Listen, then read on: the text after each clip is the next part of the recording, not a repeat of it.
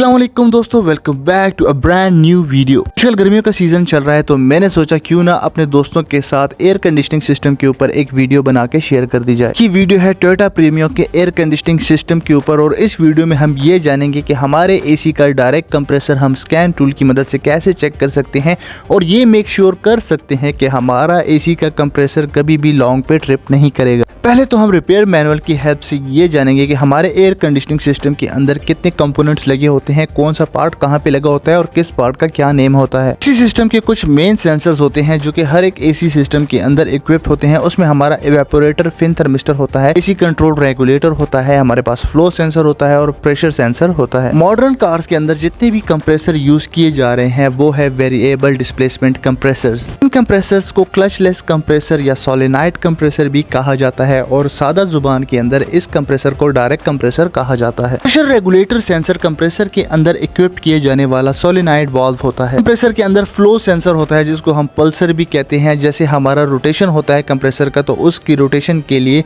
जिस तरह केम सेंसर होता है इसी तरह कंप्रेसर के ऊपर लगा हुआ फ्लो सेंसर होता है। एसी के लिक्विड पाइप के ऊपर जिसको हम हाई प्रेशर पाइप भी कहते हैं उसके ऊपर लगा हुआ जो सेंसर होता है उसको प्रेशर सेंसर या प्रेशर स्विच कहा जाता है। ये प्रेशर सेंसर एसी सिस्टम को प्रेशर का बताता है कि उसका कितना मेगापास्कल प्रेशर है। आप इस मेगापास्कल को पीएसआई में कन्वर्ट भी कर सकते हैं। तो जितने भी हमारे क्लचलेस कंप्रेसर्स होते हैं उनका ज्यादातर इशू ये होता है कि जब भी कार लॉन्ग के ऊपर जाती है तो लॉन्ग में एसी ट्रिप कर जाता है और जैसे ही उनका आरपीएम कम होता है तो एसी वापस से ऑन हो जाता है। इंटरनेट पे आपको बहुत सारी ऐसी वीडियोस मिल जाएंगी जिसमें आपको ये बताया जाता है कि आपने प्रेशर रेगुलेटर को या प्रेशर सोलेनॉइड को, कंप्रेसर के सोलेनॉइड को रिप्लेस करना है। हमारी इस वीडियो का टॉपिक ये है कि हमने इस सोलेनॉइड वाल्व को कैसे चेक करना है। तो यहाँ पे देख सकते हैं रेगुलेटर कंट्रोल करंट। हमारे पास इस सोलेनॉइड का करंट है कि हमारा ये सोलेनॉइड कितने एम्पेयर्स ले रहा है। बेसिकली ये 1 एम्पेयर मैक्सिमम लेता है और नीचे इसके हमारे पास मिली एम्पेयर्स होते हैं। जब हम आइडल के ऊपर एसी को ऑन करते हैं उस टाइम पे इस सोलेनॉइड वाल्व की मैक्सिमम जो वैल्यूज होती है वो होती है 0.98 या 0.99। लेकिन जितने भी हमारे अच्छे सोलेनॉइड वाल्व्स होते हैं वो 0.98 या 0.96 तक के एम्पेयर लेते हैं। नॉर्मली हमारा जितने भी 3000 से नीचे आरपीएम होगा तो ये सोलेनॉइड वाल्व के जो एम्पेयर हैं वो इतने ही होंगे जितने आइडल पे हमारे पास होते हैं।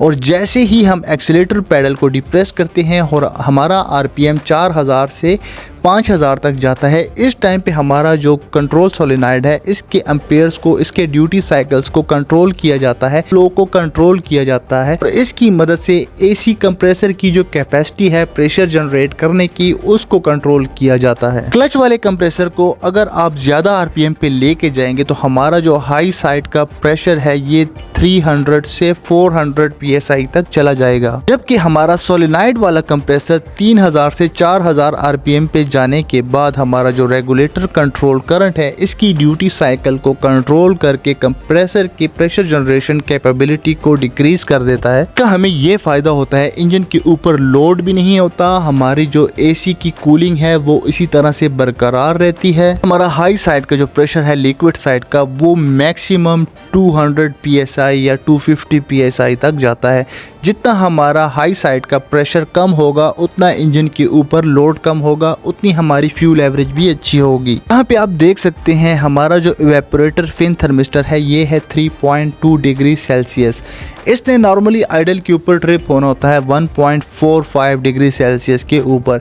और जैसे ही हम कार को ड्राइविंग मोड पे लेके जाते हैं, कार को ड्राइव करते हैं, उस टाइम पे हमारी जो होती है, जो एसी की ट्रिपिंग पोजीशन होती है वो माइनस तक चली जाती है। हमारे -2 या -3 तक टेम्परेचर इवेपोरेटर फिन थर्मिस्टर का जा सकता है। मैं एक्सीलेटर पेडल को डिप्रेस करता हूँ और यहाँ पे देखिए हमारा जो रेगुलेटर कंट्रोल करंट है ये 0.6 एम्पेयर तक आ चुका है।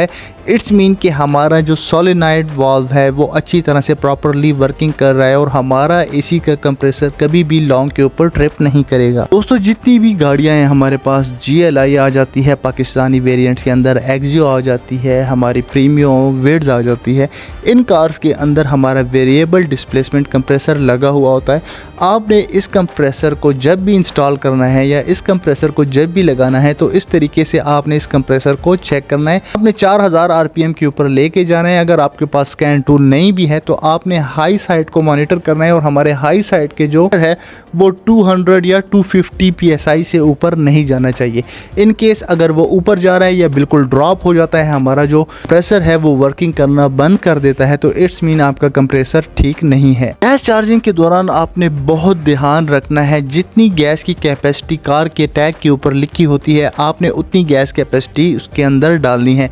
गैस को आपने वेट कर लेना है और उसी वेट के हिसाब से कार के अंदर चार्ज करना है। नॉर्मली जितनी भी हमारी जापानीज वेरिएंट की सिंगल यूनिट की गाड़ियां आती हैं उनके अंदर 400 टू 450 ग्राम्स तक एसी गैस आती है। अगर आप गाड़ी के अंदर गैस ज़्यादा चार्ज कर देते हैं या गैस बहुत कम चार्ज कर देते हैं तो इस कंडीशन में आपको एसी से रिलेटेड बहुत सारी प्रॉब्लम्स को फेस करना पड़ेगा। हाई प्रेशर इन कार्स के लिए वेरिएबल डिस्प्लेसमेंट कंप्रेसर के लिए तबाही की सबसे बड़ी रीज़न होती है। उम्मीद करता हूँ ये वीडियो आपको पसंद आई होगी, आपके लिए हेल्पफुल होगी। मिलते हैं नेक्स्ट वीडियो में किसी और टॉपिक के साथ, तब तक स्टे ट्यून। अल्लाह हाफिज़।